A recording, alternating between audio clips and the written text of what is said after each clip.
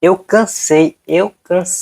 Não vou mais esconder essa história de vocês. Prometi há muito tempo a mim mesmo que eu ia contar essa história aqui no YouTube, mas eu demorei muito, cara, eu demorei muito mesmo. E hoje, como prometido para mim mesmo, eu vou contar essa história a vocês. Eu espero que faça sentido para vocês e espero que ajude vocês também. Ah, porque além de ser engraçada, algo meio cômico, é algo que pode ajudar vocês na sua caminhada aí. Tudo começou quando eu tinha, eu acho que 15 anos. Acho que eu tinha 15 anos. E aí, cara, tava lá solteirão de boa, tal, felizão. Não que namorar seja ruim, mas tava lá felizão na vida. Aí chega uma pessoa, uma menina lá, pô. Aí gosta de mim, pô. Pô, o cara garanhão aqui, né, pô? Não tem jeito, né? Aí ela começou a gostar, pá. A gente começou a se falar, tal, tal, tal. Sempre uma coisinha ali, uma coisinha aqui. Aí foi pegar naquela amizade e tal. Mas aí é que vem. Eu não sentia a mesma coisa que ela sentia por mim, pô. E não é que eu tava iludindo a menina, não, pô. Calma aí. Tipo assim, eu sempre fui amigável, pô. Sempre fui amigável com as meninas e eu acho que isso é normal, pô, ser gente boa, mas acho que eu era gente boa demais e não percebia, sabe? E a menina acabou se apegando, pô. Ela se apegou e tal. E aí, teve um evento lá na nossa igreja. Eu acho que era sábado à noite. Era um sábado à noite. Eu não lembro que evento era. Mas eu sei que tava todo mundo lá na igreja. Mano, preste atenção, mano. Preste atenção nisso aqui. Isso é coisa. Isso não é de Deus, não. Viu? Foi na igreja, mas não é de Deus, não. Tava lá o evento, pá, todo mundo show de bola. Terminou o culto, terminou o evento lá. Aí, eu procurei a menina, pô, cadê a menina? Não tá aqui, pô. Aí me falaram o quê? Tá lá no fundo te esperando. Caraca, velho. Aquilo ali, meu filho. Eu já sabia até o que ia acontecer. Mas eu fui. Era como se o diabo estivesse falando assim: venha, meu filho, venha. E eu indo, sabendo que era o diabo, mas eu, venha, meu filho, venha. Não tô chamando ela de diabo, tá? Mas vocês entenderam. Aí lá vai eu, a cara de besta. Vai lá, arrudei, vou lá no fundo da igreja. Aí ela tava lá, mano. Nisso, eu fui abrir um portão, numa parte de cima da igreja. E acho que eu tenho a cicatriz até hoje aqui. Aqui, ó. Não sei se dá pra ver aí. Mas tem uma cicatriz aqui. E essa cicatriz, pô, assim que eu fui abrir o portão, tinha um vidro assim e bateu. Aí começou a sangrar na hora. Lavou meu braço de sangue. E aí eu desci.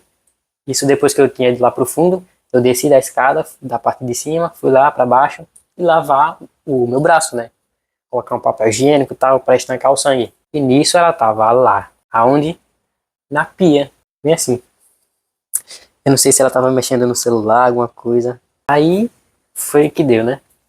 Fui lavar a mão, fui lavar o braço, pá, todo branco.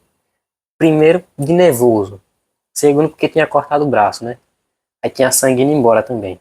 Depois disso, eu olhei pra cara dela. Ela olhou pra minha cara. E aí eu dei um beijo nela, mano. Assim, não fui eu, né? Ela teve a iniciativa, mas eu correspondi.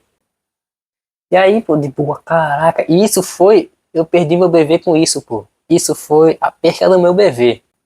Tinha 15 anos, se eu não me engano.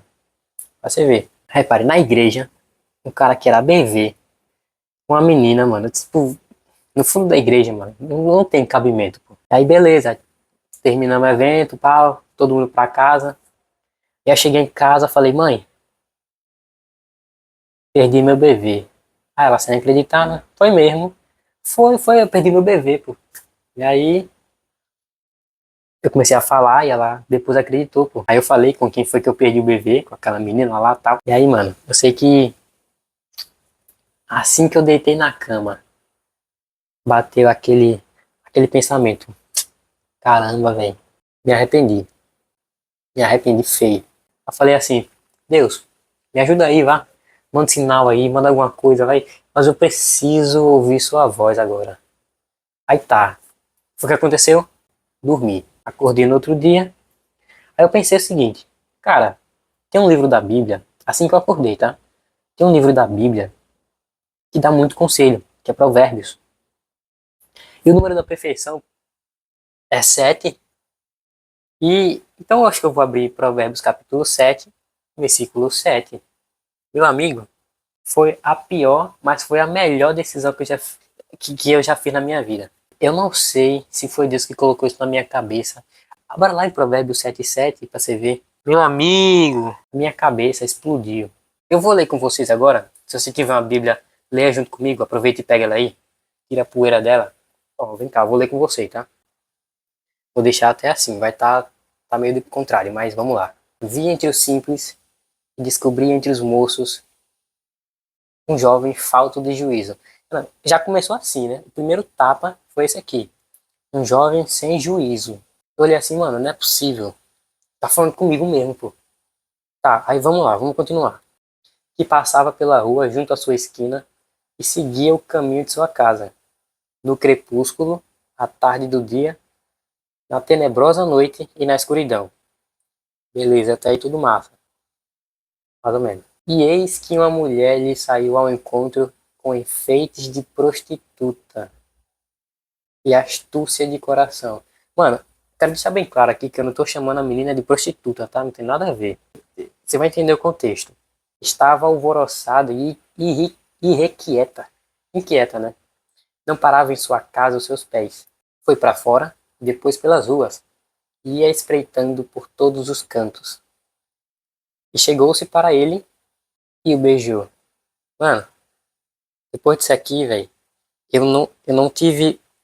Eu acho que não teve um momento na minha vida que eu tive mais certeza de que Deus falou comigo assim, na lata, do que esse.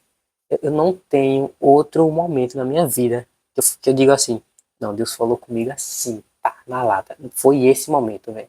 Com face imprudente, lhe disse, sacrifícios pacíficos tenho comigo.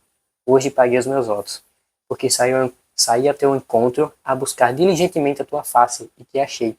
Já cobri a minha cama com cobertas de tapeçaria, com obras lavradas, com linho fino do Egito. Já perfumei meu leito com mirra, aloés e canela.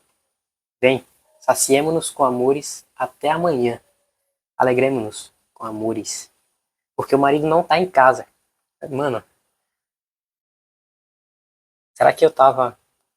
Às vezes eu me pergunto, mano, será que eu tava, tipo, sendo... Fazendo cara de corno, mano? Sei lá, velho. Tá no verso aqui, né, pô? Deus falou comigo, então... Brincadeira. Levou na sua mão um saquetel de dinheiro e voltará para casa só no dia marcado. Isso do marido, né? Assim, o seduziu com as palavras muito suaves e o persuadiu com as lisonjas dos seus lábios. E ele logo a segue, como um boi que vai levado para o matadouro. Mano, isso aqui é loucura para mim, né, velho? E como um insensato para o castigo das prisões. Até que a flecha lhe atravesse o fígado, ou como a ave que se apressa para o laço, e não sabe que está armado contra a sua vida. Armadilha feroz esse aqui, misericórdia.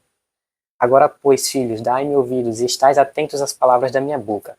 A voz de Deus falando aqui é: não se desvie para os caminhos dela o teu coração, e não te deixes perder nas suas veredas, porque há muitos feridos ela derrubou, e muitos são os que por ela foram mortos. A casa é o caminho do inferno que desce para as câmaras da morte. Mano do céu, misericórdia. Depois disso aqui, meu amigo, eu olhei pro céu, eu não sabia se eu ria ou se eu chorava, porque a lapada foi seca e grande. Aí me diga, mano, depois de tantos erros que eu cometi, depois dessa série de erros todinho que eu fiz, diga se Deus não ia me dar uma lapada grande também. É lógico que ia. E aí eu peguei e enviei uma mensagem pra ela, contando sobre o assunto e tal, e sendo bem sincero mesmo, pô, que eu precisava ser sincero, porque se eu tinha dado um beijo que é algo tão simbólico, eu precisaria também dar uma explicação bacana.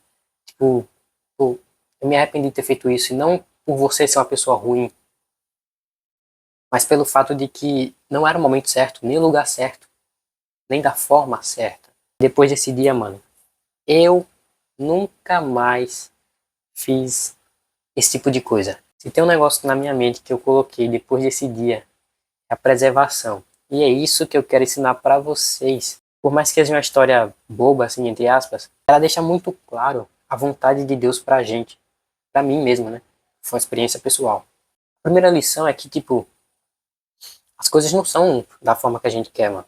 A gente pode até lutar contra a vontade de Deus e querer fazer as coisas, tipo, do nosso jeito, sabe? Na nossa euforia, do lugar que a gente quer, do jeito que a gente quer, como a gente quer, enfim. E foi isso que eu fiz. O segundo é que a gente precisa ter paciência, cara. Paciência é uma virtude. Isso todo mundo já sabe. Só que não é fácil, mano. Não é fácil. E esse tempo que eu beijei essa menina, eu tava na espera, vou colocar até entre aspas, de outra pessoa, de outra menina. Só que eu não fui paciente o suficiente para manter essa minha espera. E eu acabei fazendo isso. Foi um erro gigantesco e grotesco, mas eu fiz. Me arrependo disso. Só que aí tá a lição. A gente precisa exercitar nossa paciência durante o processo. Eu tomo isso como uma lição de vida mesmo, cara. Se eu tava esperando por uma pessoa e no meio do caminho eu cortei assim, porque estava ansioso demais, isso demonstra que eu não tinha paciência suficiente, que eu não tinha cabeça suficiente para um relacionamento, pô. Aí depois de muito tempo, aquela pessoa que eu esperei, a gente deu certo e tal, mas isso é outra história. A terceira lição que eu aprendi com isso é que, tipo, um momento, ou um beijo, como foi naquele momento, naquele dia, um momento pode custar a sua vida inteira. Por que que eu digo isso? Cara, você já pensou se naquele momento de impulsão eu me entregasse de fato àquela pessoa? Se eu percebi que não era da vontade de Deus e mesmo assim eu fiz, olha os estragos que isso poderia ter causado na minha vida ou na vida da própria pessoa, pô. Eu não tô falando que ela é uma pessoa ruim, mas que no momento certo as coisas devem acontecer e aquele não era o momento certo. Então a lição que fica pra vocês aqui é essa, cara. Não seja agoniado, não seja afobado mesmo. Viva aquilo que Deus quer pra você de forma paciente, pô. Não se entregue a qualquer pessoa, não se entregue a qualquer momento, não se entregue a qualquer sentimento impulsivo que você tem. Aprenda a controlar sua mente para que você adquira paciência, adquira perseverança, conhecimento, maturidade para você suportar um relacionamento. Isso não é só sobre relacionamentos. Isso é para sua vida toda, pô. Um exemplo bem tosco mesmo, na sua escola, na sua faculdade, não adianta você querer estudar tudo de uma vez, porque você não vai assimilar tudo. Se você estudar tudo de uma vez e lá na frente for fazer uma prova daquilo que você estudou aqui, você pode acabar esquecendo do conteúdo que você estudou, tipo, na afobação, na vontade de terminar logo, e não tirar uma boa nota na prova, por exemplo. Então fazer tudo de uma vez só, nesse caso, não ia dar certo. Assim como não esperar o tempo certo no relacionamento, nos seus estudos, na sua vida social, não esperar o tempo certo traz prejuízos enormes para a nossa vida. Fechou? Esse foi o vídeo, espero que vocês tenham gostado. E deixa o seu like aqui, pô, deixa aí. Não custa nada, seu dedo não vai cair. Se inscreve aí se você não for inscrito. E compartilha essa história para algum amigo que você quer. Porque eu quero ver o YouTube recomendando essa bagaça. Quero ver. É isso. Muito obrigado por esse vídeo. Tamo junto. Viva o propósito de Deus para você. Tamo junto. Valeu.